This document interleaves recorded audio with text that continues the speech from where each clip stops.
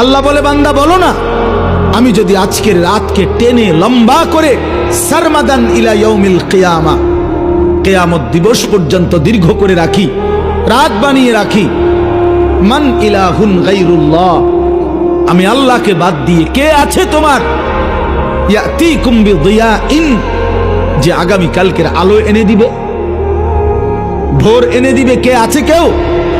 তাহলে আজকের রাত তো আগামী কালকে পরিবর্তন করবে মহান আল্লাহ। যে দেশে আল্লাহু আকবার ধ্বনির সাথে সূর্য উঠে যায়, যে দেশে আল্লাহু আকবার ধ্বনির সাথে সাথে সূর্য ডুবে যায়, সে দেশে আর কিছু থাকবে না থাক, আমার ইসলাম থাকবেই।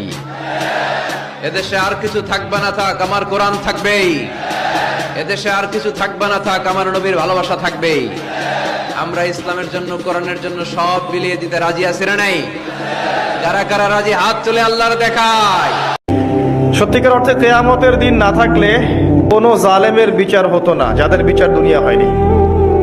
কথা কি বুঝতে পারছেন? যে জালেমদের বিচার দুনিয়াতে হয় নাই, তারা পার পেয়ে যেত।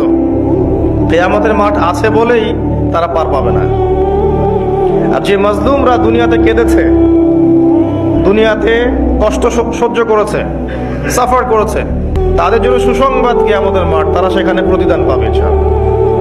এই জন্যই কিয়ামতের মাঠের দরকার ছিল, না হলে সব জালেম কি হতো? পার পেয়ে যেত, যারা দুনিয়াতে বিচার পায়নি। ইমানদার নাফরমান সমান তালে দুনিয়া পার হয়, আখিরাত সমান তালে পার হবে না।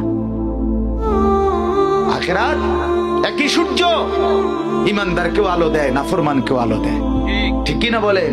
একই পুকুরের পানি, ইমানদারও নেয়, বেঈমানেও নেয়। একই চাপকলের পানি, নামাজিও খায়, বেনামাজিও খায়। একই রোদ, একই বৃষ্টি, একই আলো, একই ফসল, একই ক্ষেত। আল্লাহ বলে, ডাকলেও দেই, না ডাকলেও দেই, এটা দুনিয়া। কিন্তু আখিরাতে ইমানদার ছাড়া কোন বেঈমানকে এক ঢোক পানি দেব না, নাফরমান। মনে রাখিস। আল্লাহ নবী সাল্লাল্লাহু আলাইহি সাল্লাম সেদিন চোখের পানি ফেলবে আর বলবে, উম্মত, এটা কি আমলনামা নিয়ে আসছে? উম্মত, তুমি আমার এত বড় বেইজ্জতি কেমনে করলা? আমি 23টা বছর তোমাদের জন্য কেঁদেছিলাম। সারা রাত এশার নামাজের পরে নবী দাঁড়াইছে কানতে কানতে, ফজরের আজান পর্যন্ত নবী উম্মতের জন্য দোয়া করছে আর চোখের পানি ফেলছে। তায়েফের পাথরের আঘাতে পিঠটা ছিদ্র করে ফেলছি, ক্ষুধার কষ্টে পেটে পাথর বেঁধেছিলাম। উহুদের দান শহীদ করা রক্ত নিয়ে উহুদের ময়দানে পড়েছিলাম বেহুশ হয়ে। ঘরের চুলায় 3 মাস আগুন জ্বলে নাই।